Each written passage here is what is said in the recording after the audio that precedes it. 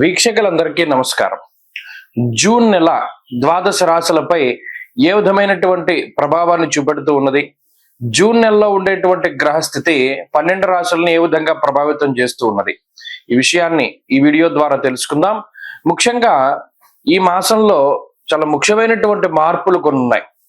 కొన్ని గ్రహాల తాలూకు యుతులు, కొన్ని సమసప్తక స్థితులు, కొన్ని షష్టాష్టక స్థితులు ఈ రాశులపై ప్రభావాన్ని చూపించబోతూ ఉన్నాయి. ముఖ్యంగా తొలగిపోయినటువంటి కుజస్తంభన దోషము గత సంవత్సరం 2024 సంవత్సరం ఆగస్టు దగ్గర నుండి ఉన్నటువంటి కుజస్తంభన ఈ సంవత్సరంలో ఈ జూన్ 7వ తారీఖు తోటి తొలగిపోతూ ఉన్నది.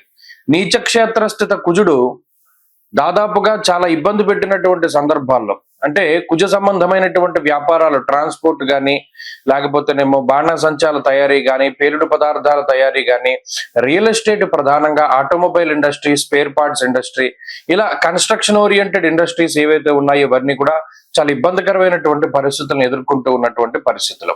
ఈ కుజుని యొక్క మార్పుతోటి ఈ రియల్ ఎస్టేట్ గానీ, భూ సంబంధమైనటువంటి క్రయ విక్రయాల్లో గానీ కొంచెం మార్పు వచ్చి అవన్నీ కూడా ముందుకు వెళ్ళేటువంటి పరిస్థితులు ఉండబోతూ ఉన్నాయి. అలాగే కుజకేతువుల యొక్క యుతి చాలా ముఖ్యమైనటువంటి విషయంగా చెప్పుకోవచ్చును. అలాగే కుజరాహువుల యొక్క సమసప్తక స్థితి కూడా, ఎందుకంటే కుజకేతువుల యుతికి ప్రాధాన్యత ఎప్పుడు అంటే కుజరాహువులు సమసప్తకాల్లో ఉంటారు కాబట్టి. అలాగే కుజశనుల యొక్క షష్టాష్టక స్థితి, ఇవన్నీ కూడా ఈ జూన్ 7వ తారీఖు నుండి ద్వాదశ రాశులపై ప్రభావాన్ని చూపించబోతున్నారు. అలాగే రవి ఈ జూన్ నెలలో 15వ తారీఖు వరకు వృషభ రాశి యందు, 15వ తారీఖు దాటాక మిథున రాశి యందు ఆయన సంచరించబోతూ ఉన్నారు. రవి గురుల యొక్క తాలూకు యుతి కనబడుతూ ఉన్నది. జూన్ నెల 10వ తారీఖు నుండి గురు మౌఢ్యమి రాబోతూ ఉన్నది. అంటే 10వ తారీఖు లగాయతూ ఏ విధమైనటువంటి శుభ కార్యక్రమాలు కూడా చేయడానికి లేదు. జూన్ 10 దగ్గర నుండి గురు మౌఢ్యమి అన్నారు. కాబట్టి ఇది ఒక ముఖ్యమైనటువంటి యుతిగా మనం చెప్పుకోవచ్చును. అలాగే శనేశ్వరుడు మీనరాశి యందు సంచరిస్తూ ఉన్నారు. కుంభమందు రాహువు, అదే మాదిరిగా సింహమందు కేతువు సంచరిస్తూ ఉన్నారు. శుక్రబుధులు ఈ మాసంలో ఎక్కువగా అతిచార వక్రాలతోటి చివరికి వచ్చేసరికి శుక్రుడేమో వృషభ రాశి యందు, అలాగే కర్కాటక రాశి యందు ఏమో బుధగ్రహం సంచరించబోతూ ఉన్నారు. కాబట్టి ఈ మాసం చాలా ముఖ్యమైనటువంటి మాసం. ముఖ్యంగా పెద్ద గ్రహాలు మారుతూ లేదా ఆయా గ్రహాలపై కుజుని యొక్క ప్రభావం పడేటువంటి మాసంగా చెప్పవచ్చును. దీనిలో ద్వాదశ రాశుల వారికి ఏ విధమైనటువంటి ఫలితాలు కలగబోతున్నాయో తెలుసుకుందాం ఈ వీడియో ద్వారా. మిథున రాశి వారికి ఈ జూన్ నెల కొంత ఊరటని కలిగించేటువంటి మాసంగా చెప్పచ్చు.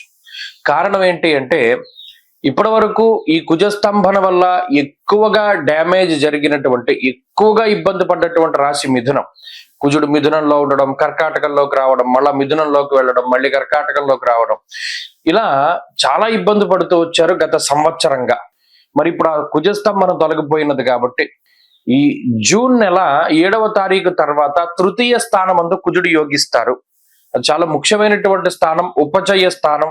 సహజంగానే అది సహజ స్థానం.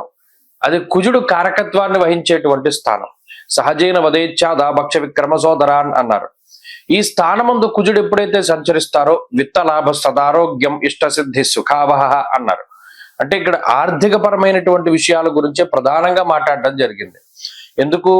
కుజుడు వాటినే పాడు చేశారు కాబట్టి.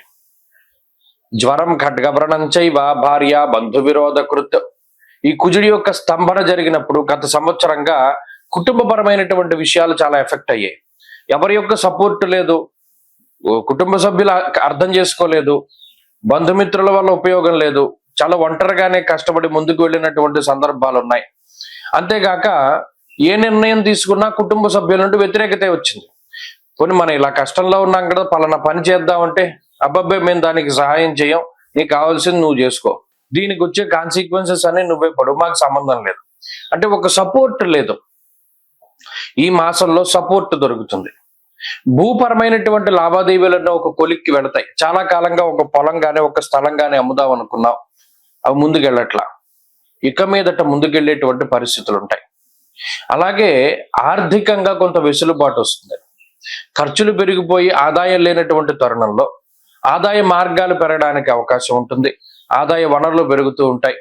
డబ్బు అప్పిచ్చేవాడు దొరకడమో, లేదా ఏదైనా లోన్ పెట్టుకుంటే అది లోన్ శాంక్షన్ అవడమో, లేదా మరేతరత్ర ఏదైనా సోర్సెస్ ద్వారా డబ్బు వచ్చేటువంటి పరిస్థితులు ఈ రాశి వారికి ఉన్నాయి. ఇక వృత్తి ఉద్యోగాల పరమైనటువంటి ఎదుగుదల.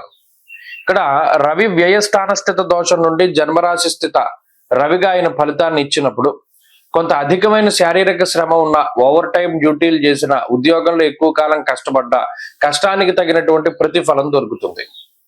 ఉద్యోగం మానేయాలి, ఇంకోటి ఏదైనా పెట్టుకుందాం, ఇంకో వ్యాపారం చేద్దాం అనేటువంటి మాటలు ఎక్కువగా వినబడుతూ ఉండేటువంటి సందర్భంలో ఈ మాసంలో ఆ ఊసు రాదు.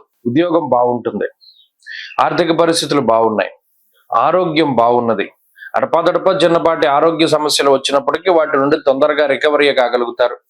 అలాగే ఉద్యోగ వ్యాపారాలకు సంబంధించినటువంటి విషయాలు చాలా బాగున్నాయి. ఉద్యోగ పెరుగుదల, అలాగే జీతభత్యాల్లో మార్పు, లేదా పనిచేసేటువంటి కంపెనీల్లో మార్పు, దీని ద్వారా జీతం పెరుగుదల, ఇవన్నీ కూడా అవకాశం ఉన్నది. ఇక విదేశీయానానికి సంబంధించినటువంటి విషయాలు కొంత ఇబ్బందికరంగా ఉన్నాయి. విదేశాల్లో నివసిస్తూ ఉన్న మిథున రాశి వారికి గ్రహస్థితి కొంత ప్రతికూలంగా ఉంటుంది. విద్యార్థులకి గ్రహస్థితి మిశ్రమంగా ఉంటుంది. అలాగే ప్రత్యేకించి ఈ మాసంలోనే జన్మ రాశి యందు ఉండేటువంటి రవి గురుల యొక్క యుతి, ఈ మౌఢ్యం ఏదైతే ఉన్నదో అది కొంత ఇబ్బంది పెడుతుంది. కొంత ఓర్పుకి సహనానికి కూడా పరీక్ష పెడుతుంది. దాన్ని చక్కగా దాటండి.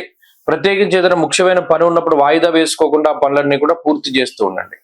ఈ మాసంలో మిథున రాశి వారు మరింత అనుకూలమైన ఫలితాలను సాధించడానికై శ్రీ గురు దత్తాత్రేయ స్వామి వారి యొక్క ఆరాధన చెయ్యండి, గురుచరిత్ర పారాయణ చేయండి, దక్షిణామూర్తి స్తోత్రాన్ని పఠించండి. మంచి ఫలితాలు సంప్రాప్తమవుతాయి. ఒక పని అర్థం కాక చేస్తున్నారో తెలియదు, నచ్చి చేస్తున్నారో తెలియదు, ఇలా మీ మీద ఇతరులకి కొంత ఇలాంటి అభిప్రాయాలు ఏర్పడుతూ ఉంటాయి.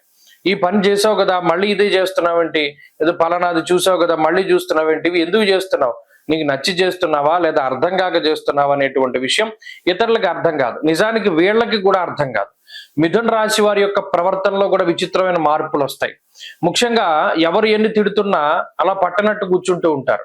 కొంత కోపము, కొంత అశాంతి, ఇవన్నీ కూడా తగ్గుతాయి. ఎంతసేపు కూడా విరక్తి వైరాగ్య భావనలు ఉంటాయి.